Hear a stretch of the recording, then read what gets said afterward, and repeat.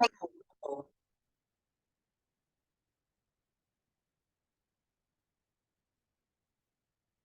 evening. Ma'am, very good evening. Good evening, good evening. 6:30 we start, right? Yes, ma'am. Yes, ma'am. One more minute. You can hear me, right? Yes, ma'am. Okay. In fact, I came rushing. I was in the Vigyan Bhavan till 5:10. I was hearing Honorable Home Minister speak. Okay. He came for the International Bar Conference, Madam. Bar Council of India Conference, only to introduce his 3 bills. Actually, yesterday also one of the conferences held in. Yes. The Prime Minister was speaking. Yes. So it is actually basically it is to introduce these 3 bills. He wants to push it, saying that it is citizen centric and all, but it has its own flaws and all. So okay. And today I saw one more news, ma'am, about former SCBA President Vikas Singh ji. Writing for 1/3. I initiated this in 2014 before 5 judges. Okay. I was the first one to start for women representation, and unfortunately they didn't even record my submissions nor my name in the Constitution Bench judgment. That was very sad. So it shows their mentality, right? From the village level to the Chief Justice level, they are all the same. The patriarchal mindset, what to do? You can't do anything. Can't do anything because he mentioned only 1, 2, 3 states are having no women judge. I think Assam and some of the high courts, they don't have even one judge in full court. Even in Supreme Court, 13%. I think in Jharkhand there is no lady judge. Chhattisgarh, Jharkhand, I think. I've not done. I've not gone into the judiciary. I've forgotten also what is the percent. Just somebody find out for me so that I'm able to tell. Tell me what is the percentage. Find out. Google. Ask what is the percentage in the High Court. Ma'am, good evening. It's on an average, it's 13 to 15% only, maximum. In the High Court. And which states don't have judges? Just tell me, Lekha, please. Lekha. Lekhya. Lekhya. Okay. What is Lekhya? What does Lekhya mean? Something which is already written. Huh? Something which is already written, ma'am. Oh, something unwritten you should have said, no? Instead of something which is written. Tell me, which courts don't have? Ma'am, when it comes to the it is like it is not very sure, ma'am, but when it comes to the states, it is only 4.2% on an average, not more than that. And few states like Assam and Jharkhand, you were right actually. So they don't have women judges. And even in the magistrate, even in the low courts. Wait, Assam, Jharkhand? Assam, Jharkhand, Chhattisgarh also. Yeah, so I was right there. Huh? Yeah, they don't have. And what is the percentage, Lekhya? What is the percentage in the higher judiciary? Ma'am, average it's only 14%. 14%. To 14%.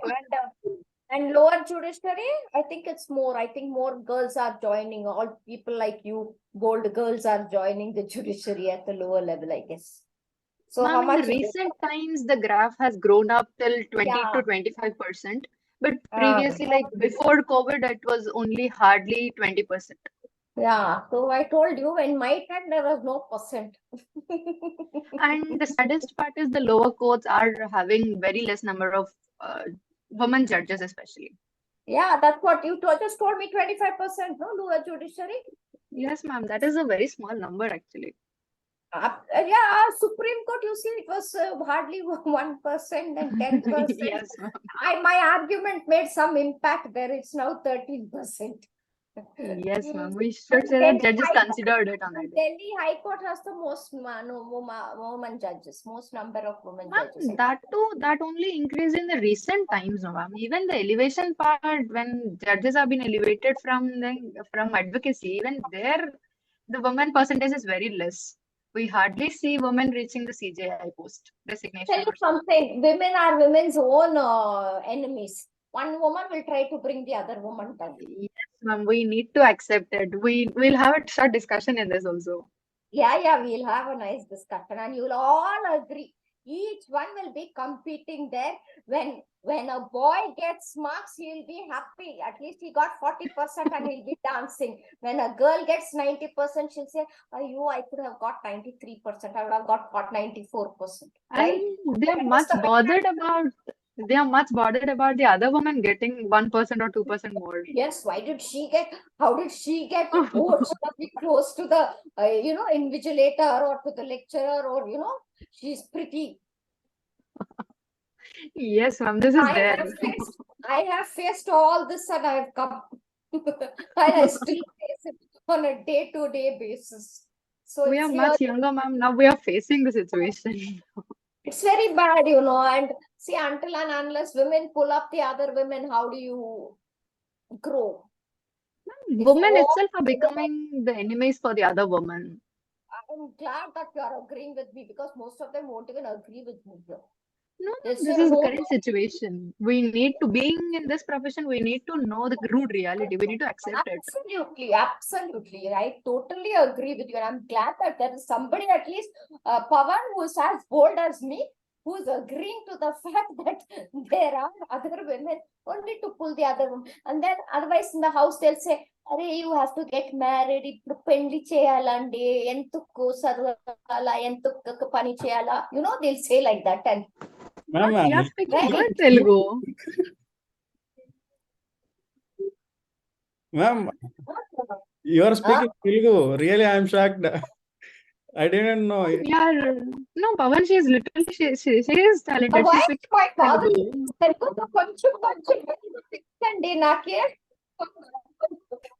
Thank you, ma'am. Thank you. కొంచెం but it was I know అన్నం భోజనం చేయాలా, బాగుందా, తప్పకుండా రాండి. So I know little జరగండి in Tirupati. That was my first word.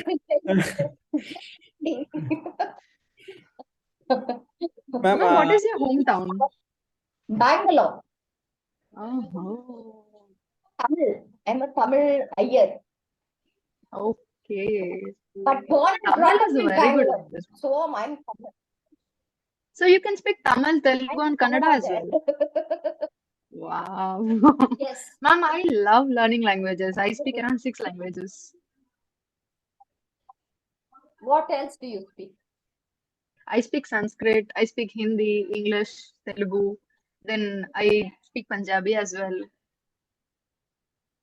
I speak. I understand Punjabi. I speak a little. Gujarati also I speak little. I learned German. I speak Odia also. How? But that's because Orissa, Telugu, Andhra border, you must have been there. That's why.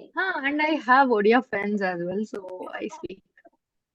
I can speak Malayalam, Korchu Malayalam Mariam. Sorry. Ma'am, shall we start our session? Yes. Let's start. Sorry. No. Participants. Nice conversation. I hope you didn't record all this. Now you start. Yeah, a very good evening, ladies and gentlemen, and welcome to today's webinar on Women's Reservation Bill 2023 hosted by the Sri Venkateswara Law Students Association. It is a privilege to have you all here with us today, and we are delighted to have our esteemed guest Mahalakshmi Pavani ma'am, a renowned senior advocate in the Supreme Court of India and President Supreme Court Women Lawyers Association, graced with her presence. The topic of Women Reservation Bill is one of great importance in our society today, and we are honored to have you, ma'am. Her expertise and insights on this subject. We believe that this webinar will provide a valuable platform for discussion and exchange of ideas among legal professionals and students alike. On behalf of Sri Venkateswara Law Students Association, I extend a warm welcome to Senior Advocate Mahalakshmi Pavani ma'am. We hope that you will find this webinar informative and engaging. Thank you for joining us today. Ma'am, I will take. Thank you very much, Pawan. Thank you, ma'am. Ma'am, I take 2 minutes to introduce about association, ma'am. Sri Venkateswara Law Students Association established in 2022 in order to spread the legal knowledge to all the law students by conducting academic activities with legal luminaries in India. Until now, we have conducted 18 webinars, all over in that 17 are national webinars and one is international webinar. In the national webinars, we have conducted people from the legal fraternity had given their insightful knowledge on the legal practice who had an eminent expertise in law.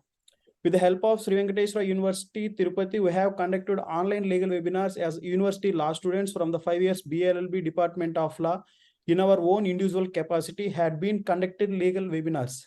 As we have got very nice response by students from different universities, colleges, we decided not to stop with only a few, but to expand the reach of these academic activities that we involved to all the law students around India. Under our association, so that every law students will have the exposure of legal teachings from the legal luminaries India in the legal fraternity. Our main mottos are to learn legal knowledge from luminaries expert in the subject of law and to promote a better understanding of communication among the law students all across India in the subject of law. To evolve and impart comprehensive legal education at all levels to achieve excellence and to disseminate legal knowledge by organizing lectures, seminars, symposia, workshops, and conferences. As we have mentioned already, our motto behind doing these academic activities, our only intention is to make sure that as law students, we are well equipped with the knowledge and up to date. There is a difference in reading and understanding theoretical knowledge, but we need a utmost as a law student is a practical exposure of law and how things are happening at present in the court of law. We want every law student to be part of this family and involved in our work. We welcome all students to be part in these activities. Thank you. And now I am inviting Bhuvana to read out today's eminent speaker, Mahalakshmi Pavani Garu's portfolio. A very good evening, ma'am. Let me introduce yourself. Bhuvna. Okay, let me introduce you. Mrs. Mahalakshmi Pavani is a senior advocate who holds the distinction of being the first woman from Karnataka and the sixth woman to be designed senior advocate by the Supreme Court of India after a full court bestowed upon her the coveted senior's gown on 23rd April 2015. Hailing from Bengaluru, Karnataka, Mrs. Pavani pursued her legal education from Bengaluru University, from where she earned her BABL and subsequently she acquired through correspondence her MA Human Rights Periyar University and LLM Labor and Administrative Laws from the Annamalai University. Mrs. Pavani Garu enrolled with the Bar Council of Karnataka on 21st August 1992 and commenced practice under the aegis of the late Sri K.C. Subramaniam, Advocate King and Partridge, thereby gaining tremendous exposure in the fields of civil, criminal, and corporate litigation, as well as conveyancing. She had conducted cases like appeared before the Karnataka High Court and also before tribunals, quasi-judicial bodies, and other lower courts in the state of Karnataka. In 1993, she was appointed standing counsel in the criminal court, Mayo Hall. Over the years, Mrs. Pavani Garu has represented the Union of India, the state of Punjab, and represented political leaders like Sonia Gandhi, Rahul Gandhi, H.D. Devagowda, H.D. Kumaraswamy, late Dorji Kandu, late Jayalalitha, ministers of different states on a number of matters, argued before the Supreme Court and done a number of cases for private litigants. Her forte being service law and criminal law. She is also on the legal aid panel of Supreme Court. In 2014, she was elected President, Supreme Court Women Lawyers Association, and a post she continues to hold this day. On 27th March 2015, Mrs. Pavani Garu was elected as the first representative of the Supreme Court Bar Association in the Gender Sensitization Committee, a post which she held for 2 years. In December 2015, she was elected as senior executive member of the Supreme Court Bar Association and held the post for a year. On 12th December 2019, Mrs. Pavani Garu contested for the post of senior executive at the Supreme Court Bar Association and won with the highest number of votes in 10 years. She was also part of the search committee instituted to identify deserving advocates and recommended them to the Honorable Chief Justice of India to be elevated to different high courts across India. On 27th September 2019, a book titled Parameshwara to PP, which she was edited by Mrs. Pavani Garu and dedicated in the fond memory of her late father-in-law, Sri P.P. Rao Garu, was released by Sri Venkaiah Naidu, Honorable Vice President of India. On 2nd September 2022, she was nominated as member GSICC by the Honorable Chief Justice of India, Honorable Justice Sri U.U. Lalit. Thank you, ma'am. Thank you, Bona, for great introduction of our eminent speaker. Madam, we are all excited and eager to hear about your expertise and experience in the field of law. Ma'am, without wasting any time, I would like to invite you to take the platform and share your valuable insights with us. After we will conduct a question and answer session. Yes, sure. Thank you so much, Pavan, for inviting me here to this webinar to talk on the 128th bill, which was introduced, 128th Constitution Bill of 2023. It is known as the Nari Shakti Vandan Adhiniyam Bill, and it was introduced in the Parliament by Honorable Law Minister Arjun Meghwal on 18 September 2023 and was passed on the 20th of September 2023, and there were 454 votes in favor of it and 2 were against it. So 2 were against it because basically they wanted reservation for Muslim women.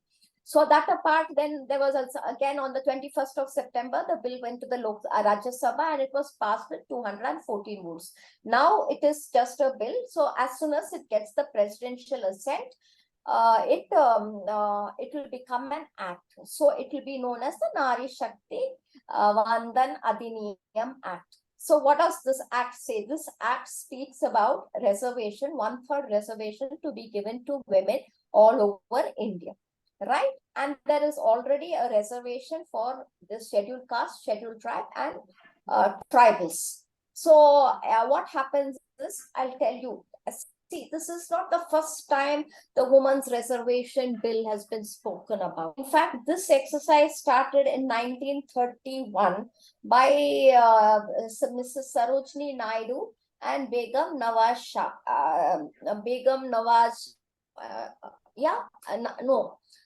Begum Shah Nawaz.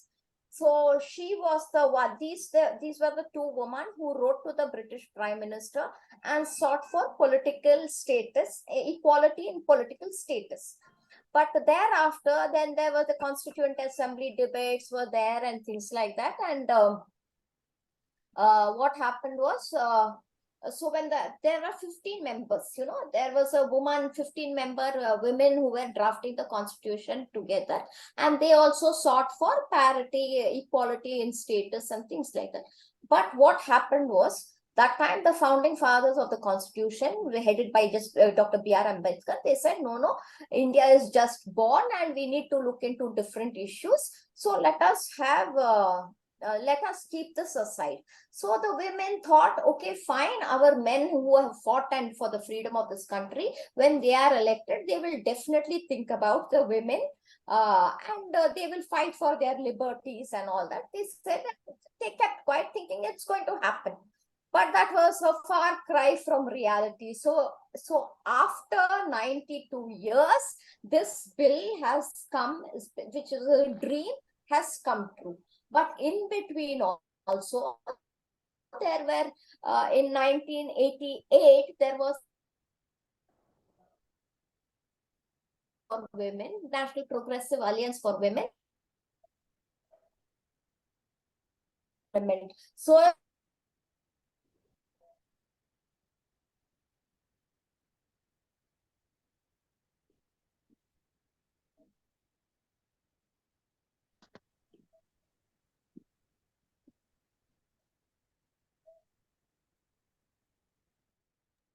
Ma'am, you are not audible, ma'am. I think there is a technical error.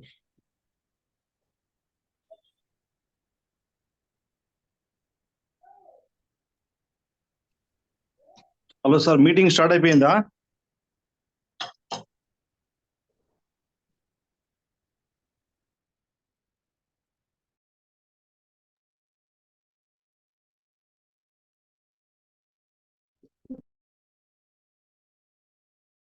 Yeah, so where was I? Yeah, so what happened was, can you all see me? Yes, ma'am. Yes, ma'am.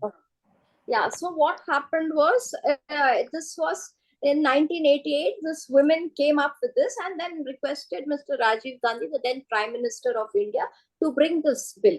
So it came up in the form of a Nagara Palika bill, and it wanted to give reservation for women in the rural areas and local bodies. So thereafter, it was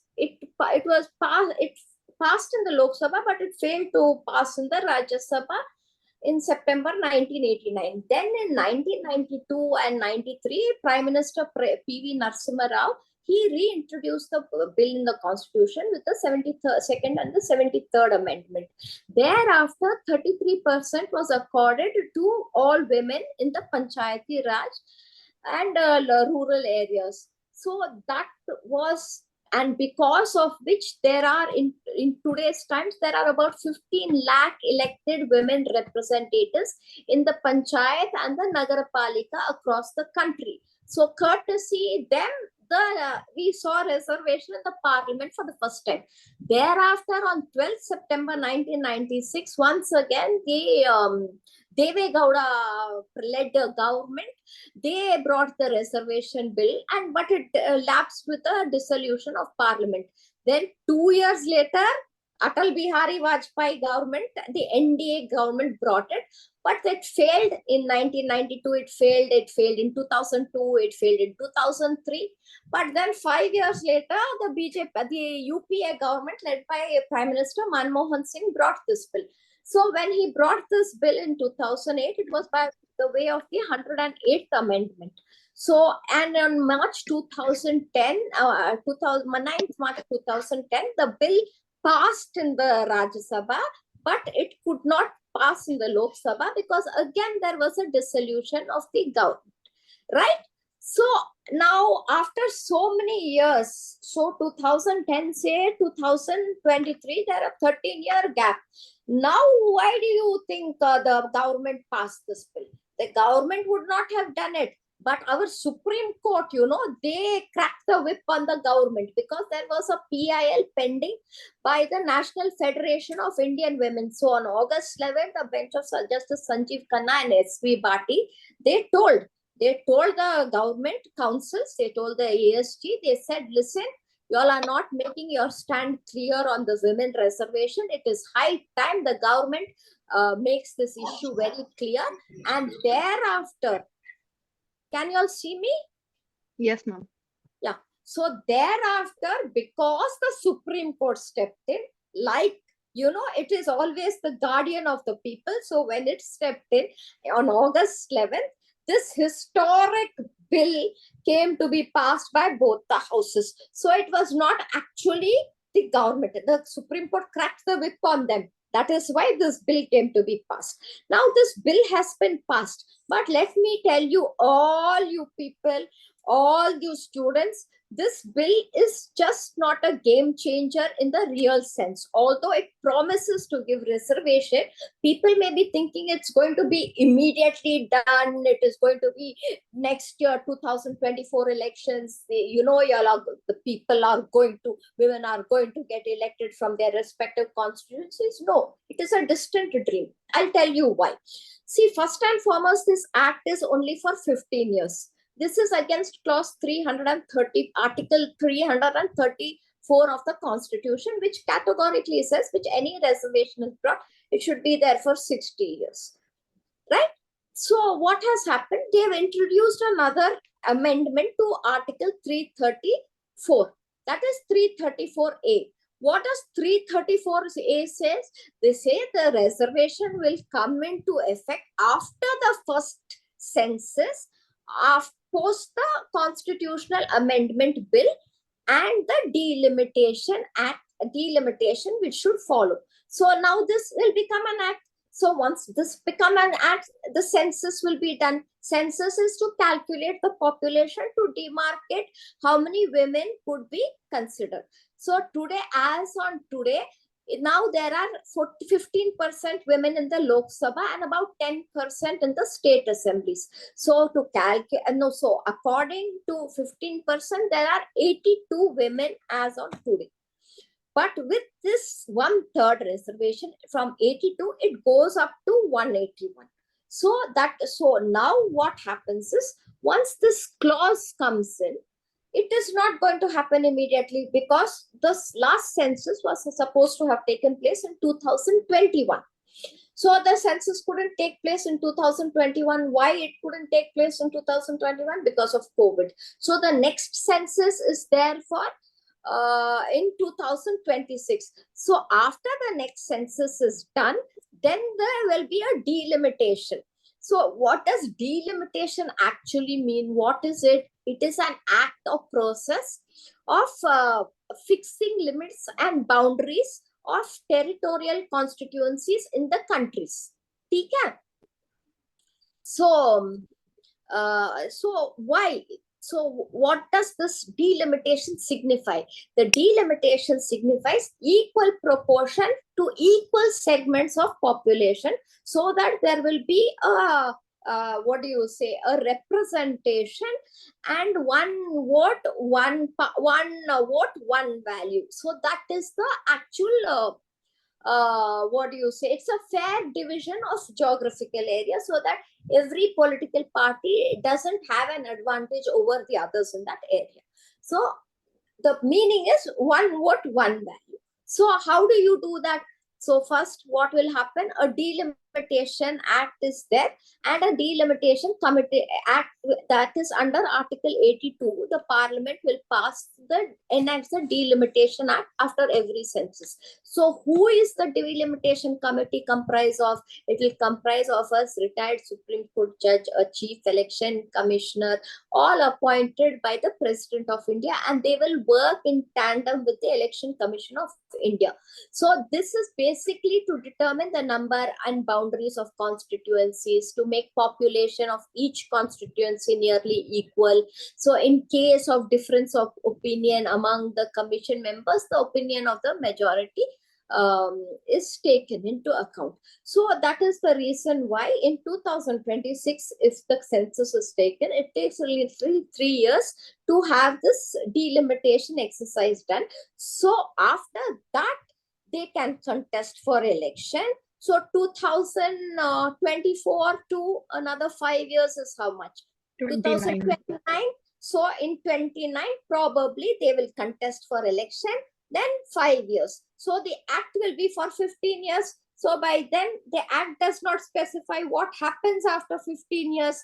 So if women are elected, they will be elected for 5 years. Now, even there is no guarantee that a woman who is going to contest election is going to win, because all of you know that there's a lot of money invested, lots and lots of money to be fed. They will come out with schemes, they will come out with free sewing machine, free cooker, free computer, free this. Does any woman have that kind of money to feed people?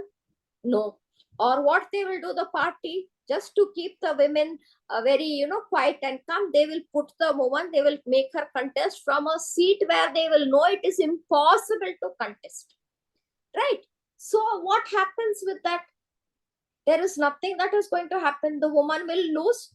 There won't be adequate representation. So it is back to the square one. Right? So I see this bill as just it is kind of a bait to woo voters, especially woman voters. Just in now the BJP government says, oh, we are bringing this bill to, empower women and things like that. They came into power in 2014. They could have brought this bill then, and this bill could have seen the light. 1/3 women could have come. But why was this bill not passed in 2010? You all will ask me the question. I will answer that. That bill was not passed in 2010 for the sole reason there was opposition from this very same BJP government. They said, why only 1/3 reservation for women? Why not 1/3 reservation for the OBC? When you all are giving a reservation for SC, ST and tribals, why not the other backward communities? Now, what has happened? That time the BJP opposed the Congress, so the bill failed and the parliament got dissolved. Now the same thing is happening. Now the Congress is opposing this and saying why is not OBC getting. Now OBC opposed the bill. He said Muslim women are not getting. My question to all of you is, yeah.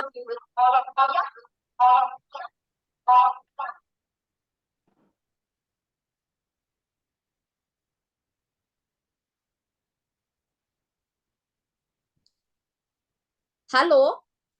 Yes, ma'am.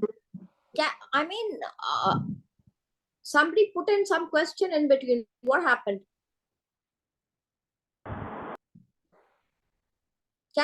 Yeah. Ma'am, there was an echo of your voice. Okay. So what happens? Yeah.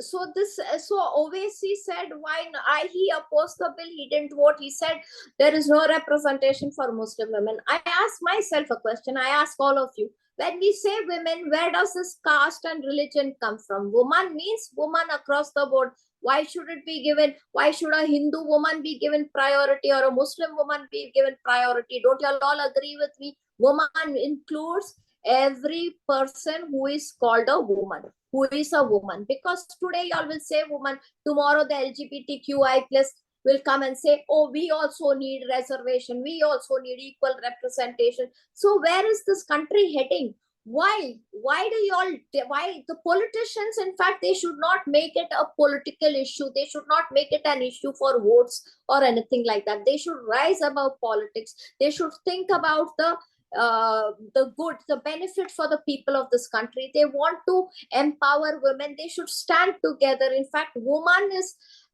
I always feel that a woman is a woman's enemy, because a woman will be the first one to bring another woman down. So until the women of this country join together, they join hands together and then take the men to task, nothing is going to happen. Because I'll tell you, in years ago, 5,000 years ago in Egypt, Cleopatra at the age of 17 ruled Egypt.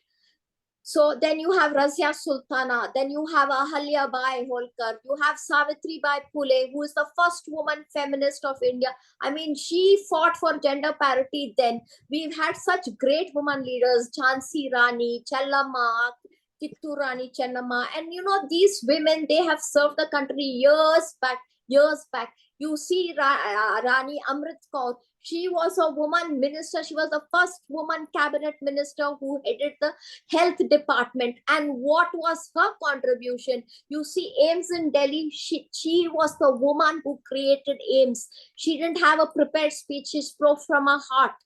She spoke from her heart, and today we see the best doctors in the country. It's one of the premier institutes in the world where people from all over the world come here to take treatment. So a woman, she can do a lot of things. In 1992, when this Panchayati Raj reservation came, that time women were not very educated and things like that. So what happened?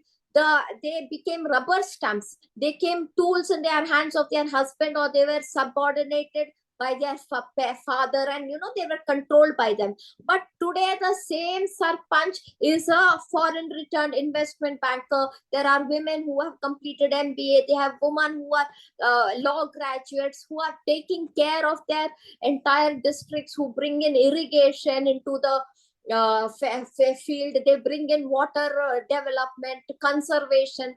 They empower women with dairy farming techniques, with tailoring, with computer education. So the country is moving forward. So when we are moving forward, in Panchayat Raj, let me tell you, states like Kerala, Andhra Pradesh, Jharkhand, Orissa, they have given women 50% reservation to be part or as sarpanches and things like that. And there is a bill pending in parliament which says that 50% should be given to Panchayat Raj. So I ask myself a question, and I ask all of you, is 33% justified when half the population of India is women? Don't we also want 50% reservation? Why should we also wait for another 25 years like the Panchayat Raj to get 50% reservation? Why can't it be given to us now? You had the Chandrayaan mission, so many missions going to the moon and all, headed by lady scientists, chief scientists. So when the country, we are going to have our first lady chief justice in the year 2027. So when we are moving towards progress. We have such good women leaders. We have our Nirmala Sitharaman.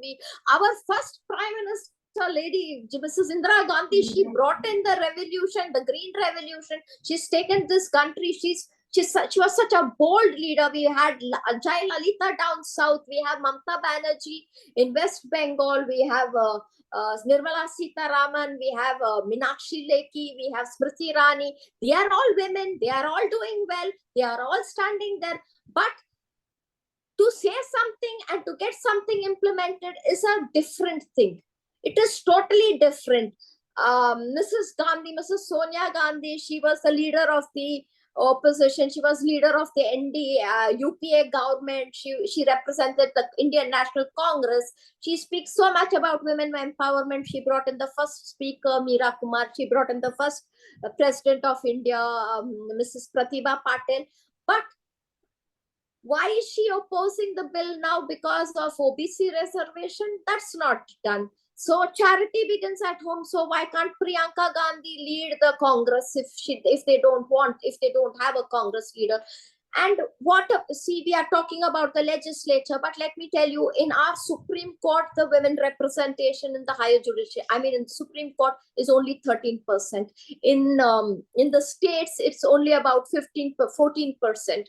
And in the lower judiciary, women are only 25%. So is there not a disproportional ratio?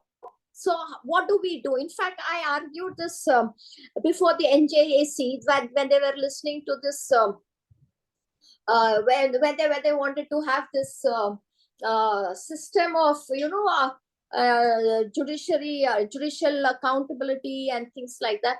So that time they were arguing, they said, no, they are very happy with this internal system. They don't want outside to enter the judiciary and things like that. So that time my argument before the 5 judges were, y'all are talking so much about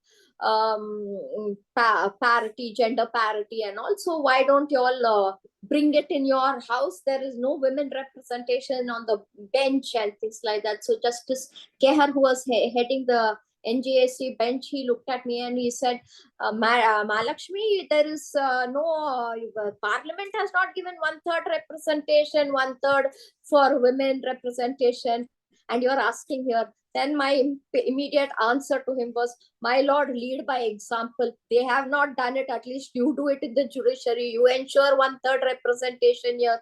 My lord, just that time Canada had gone into they were going for elections. They wanted to elect their leader. So that time Justin Trudeau, who's the present Canadian Prime Minister, in his speeches, in his electoral speeches, promised the people of Canada. He said, when I'm elected to power, I'll have the most number of women ministers in the cabinet. And true to his word, there are so many women ministers in his cabinet. So I said, my lord, he has done it. Why don't you all lead by it? Can you please mute her? Nirmala, please. Pavan? Yes, ma'am. Please mute her. Yes, ma'am.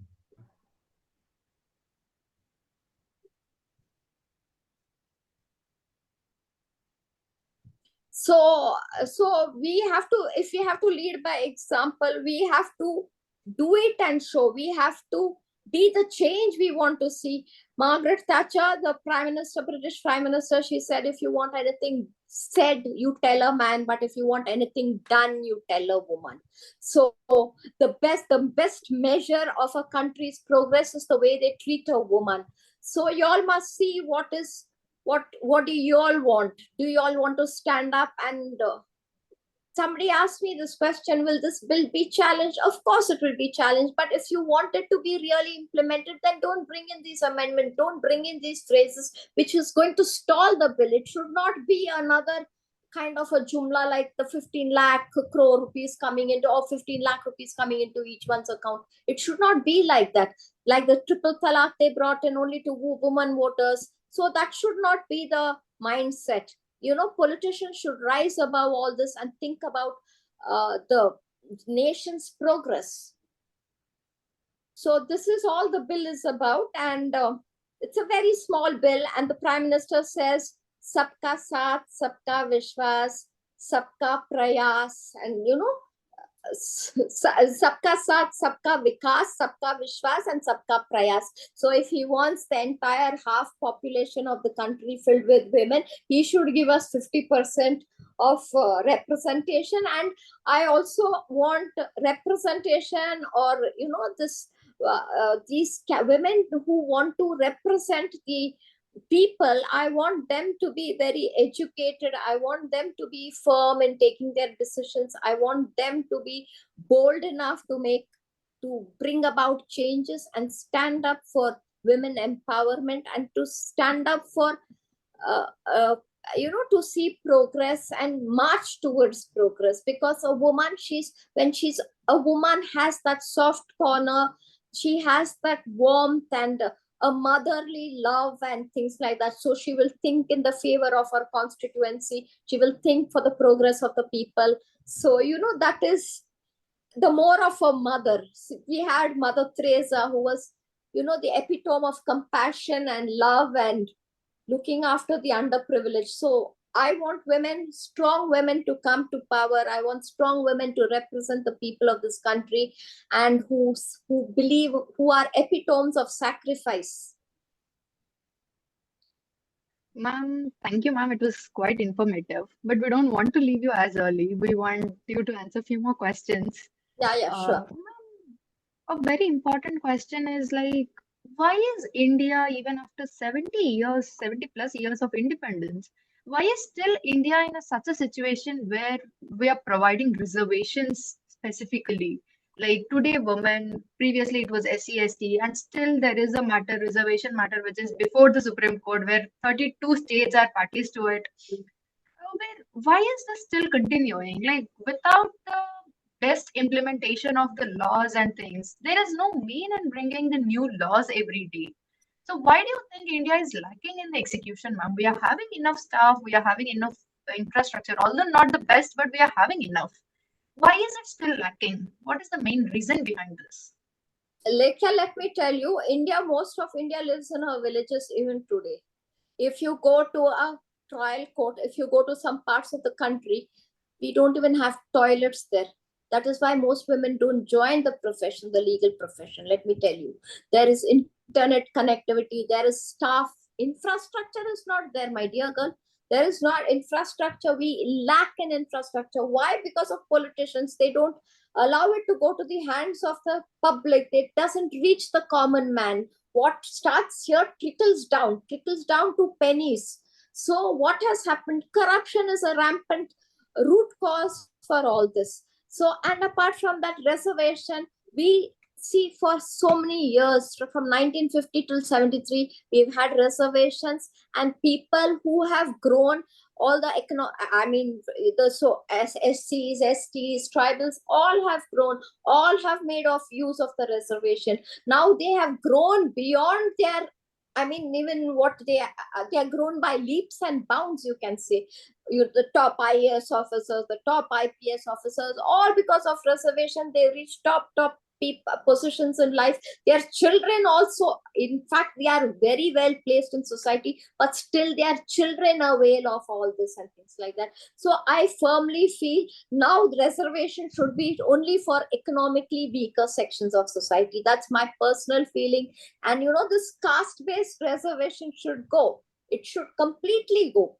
In fact, when I say gender parity, I don't even believe in this 50% reservations for women. Let me be very honest, because when I say I am equally competent to a man, why should I ask for 50% reservation? In what way do I lack? I don't lack, but people in our country need it, because women are not supported. Why they are not supported? Because of the patriarchal mindset which is ingrained in every man. There is somewhere at the back of his head that he is the dominating man, he is the dominating person. A woman is always subordinate to him, and it starts right from the people in the streets to the man who runs the country at the highest level, with all great humility and great honesty, I must tell you, this is a mindset which is engraved in every man. See, we may talk, I have to compete with my male counterpart every day. I have to prove my mettle with every case.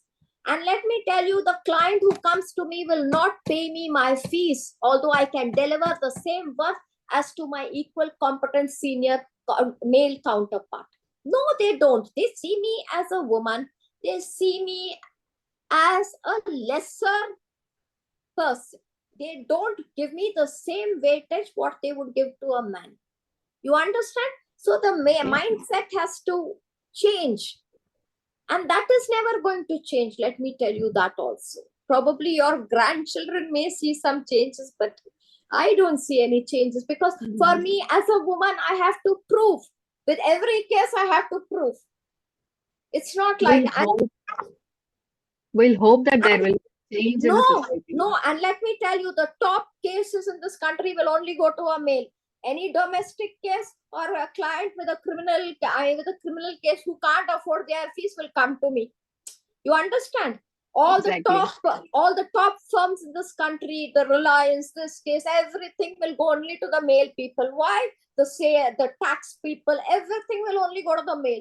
Nothing will come to the female. If there's a big client and he's very famous, he will only go to the mailman because the mailman sells more. His name sells more. If the male shouts, he's powerful. If I go and shout, they will say, oh, she's cantankerous. She only knows to fight. She only shouts. So that is the way, that is the mindset of people. Ma'am, thank you for this answer. And the second question is, ma'am, when I was reading with this Women's Reservation Bill, when I was going through the various articles and journals on this, another part of argument that I heard is, today women are given the special status, but down the line when it goes for 15 or 20 years or might be 30, 40 years also, then there would be a situation arising where gentleman empowerment bill has to be brought. So what is like your take on this, ma'am? Will the situation come like gentleman empowerment? No, first and foremost, let me tell you, this act is only for 15 years. 15 years, yes. After 15 minutes, we don't know what will happen to us. So I can't say what's going to happen 15 years down the lane, right? Because probably if they had brought it in 2014, when they came to power, and 2021 they would have done the census during the COVID time, and 2023 they would have done the delimitation. Probably you would have seen some nice women coming to trying to get elected. There also there's so much of criminalization in politics. There is internal politics, internal democracy among political parties. There is nepotism. Do you have the money? Do you have that kind of money to spend and contest election? You have to put banners, you have to put this, you have to give speeches, you have to give biryani, you have to give liquor. I mean, a lot of things go under the carpet. Ma'am, other thing, don't you agree with the statement like customary boundaries or customary practices are bringing barriers or boundaries for the woman empowerment or women development individually? Aren't they bounded? Yeah, see, that's what I told you. It's a patriarchal mindset because every woman at the end of the day will say, oh, listen, this log kya kahenge? I mean, look at my neighbor, her daughter's getting married. Why don't you get married? Arey, why are you studying so much? At the end of the day, you have to get married only and make babies. So you can't do anything about that. That is the mindset. And it's not the mindset of every Indian. It's mindset world over. It is there. Only thing it's not as visible. But let me tell you, we women have come a long way. Just imagine poor Sarojini Naidu writing to the British Prime Minister then in 1931. And 92 years down the lane, we are at least realizing her dream. She must be happy wherever she is. What about the judiciary's role in this, ma'am? Reena Reddy wants to ask something. Let her ask Lekha. Sure. Yes, Reena. Now you said that this bill is temporary to 15 years, right? At one point of time, SC/ST reservation bill was also temporary. Yeah. So it Because continued. So you wanted it to might be continue due to some political reasons. Can we, is there any possibility to hold on those political reasons? Is there any chance to not I make don't it permanent? See, I'll tell you, sometimes what is given to you becomes permanent. Nobody can come, and because you all will take to the roads. Tomorrow you say the SC/ST reservation is going to go, you will see hundreds of buses being burnt. There will be damage. There will be vandalism. Do you realize that? Do you realize the impact? They have taken it for granted. Yes, ma'am. So you can't say anything about that. You better not say anything, because if you want the country's peace to be maintained, because there will be politicians who will take use of this. They will keep this topic, and then they will start, igniting people. They will start infighting. They will start, igniting the torch for them to vandalize properties and asking for a rollback and things like that. So India can't come to a halt on these kind of things. And also it can face consequences even if they'll remove the women bill. I think so. I think if they'll remove after 15 years, if they'll remove this bill, even though they'll face some consequences. No, all the women will get to the streets then. And they'll say, what, 33%? Then somebody will remember Mahalakshmi Pavani and say, oh, she asked for she asked for 50% in 2014, 40 years. See, I believe in merit. That's it.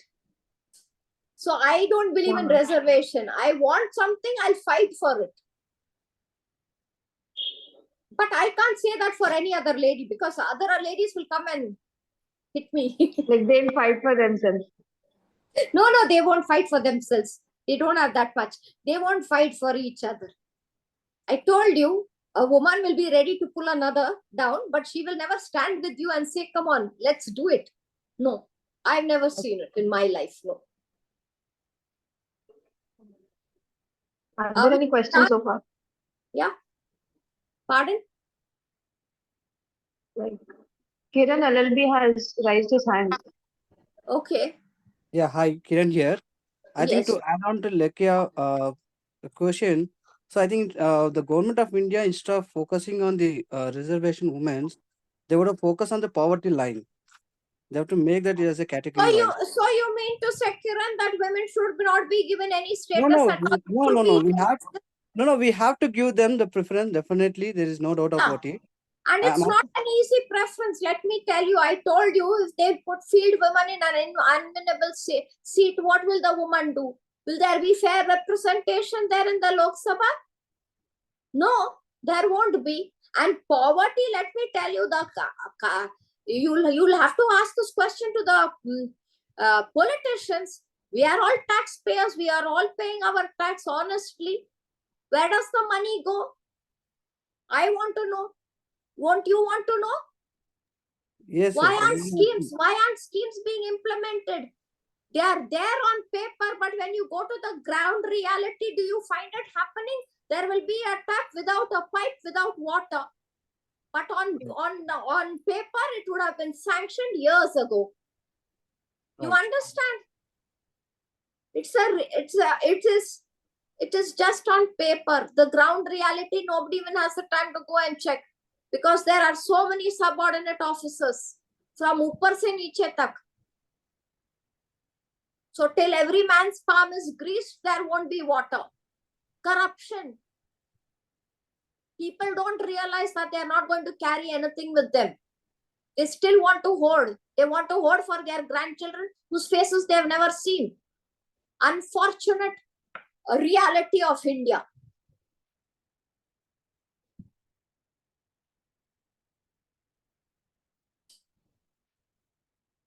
Any more questions? Pavan, where are you? Ma'am, what Yeah. is the one solution that we can expect from you, or one suggestion for the younger students that you need to be like this so that the women empowerment changes? The meaning of women empowerment, the definition to it will be actually be there in the implementation. See, I'll tell you, for me, woman empowerment means a woman who can stand on her feet, who can earn her bread and butter independently, and with the income she earns, she doesn't have to be answerable to anyone. She can spend it the way she wants in the wisest manner possible. That for me is woman empowerment, where she has the right to take decisions. That is woman empowerment. It's not earning and going and giving it in your father's hand or your mother's hand and say, oh, you run my life, you run my thing. No, that's not empowerment.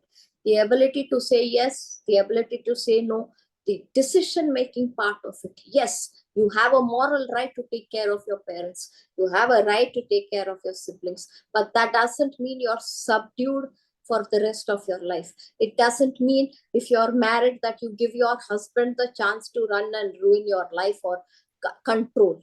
You should be able to take the decision. That's how partnerships work. That's how you're able to empower women. And if you can teach your children, if you can teach your siblings, you can teach the younger generation that, listen, this is parity.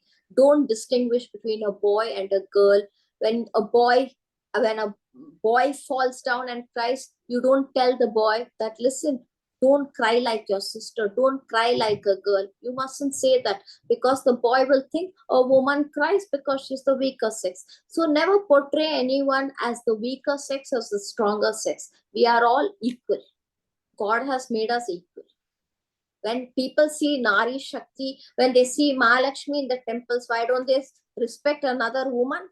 When they want Durga and they will abuse a girl? Even if you take the names of gods, it is Uma Maheshwar, right? Lakshmi Narayan. So there's parity even in the names from those times. Sita Ram, Radha Krishna. Then why don't men respect? Pavan, can I leave? Madam, I have another question. Yes, Pavan, finish laughing. Madam, is it okay to ask it now? Do you want to wind it up? Yeah, finish fast, Shrestha, fast. Come on. Yes. It's just that, Madam, after this many years of the Constitution being established, and this many provisions that have been provided to make the both of the gender to be equivalent and to be competent to compete in any of the competitions that we have today. After these many years, still getting up to a point to seek the reservation, not making a point to make them compatible to compete in the position, Madam. No, I'm not able to understand your question, Shrestha. Madam, why are the government is not, promoting a point to ask women to contest in the election rather than, promoting the reservation, Madam? It's just that Men are scared of women, no? I told you we had leaders from those times who established aims. Rani Jhansi, she led a delegation against the British in 1857. Women are very strong. Because see, it's been many years they're scared where they will be overshadowed by a woman. That's why. So even after producing this bill into the parliament and giving chances to all the women to compete in this, is just a poster that they made up for oath.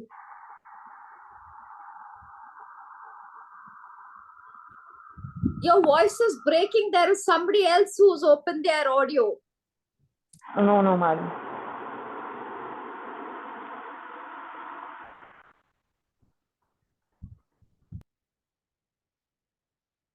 Pavan, can you please ask her the question and please tell me, because I'm not able to hear her.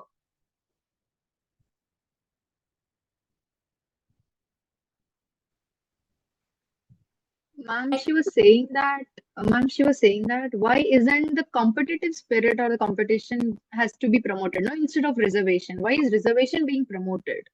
Yeah, it has been promoted for SC, ST tribal. So why are women left behind? And it's SC, ST, women only. You understand? It's reservation for SC/ST women because they are most neglected. Nobody cares for them.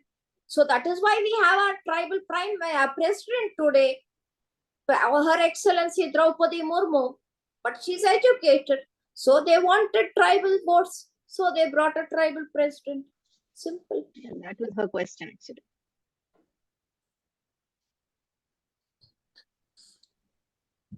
Does anyone have any questions? Please ask. Otherwise, we will conclude. the- Yeah, Pavan, you better conclude. It's high time. I've already spent more than an hour. I think, Yes, yeah. yes, we will conclude, ma'am. Guys, okay.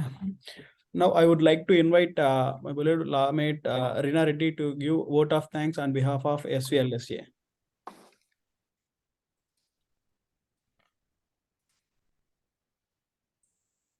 Rina, you are in.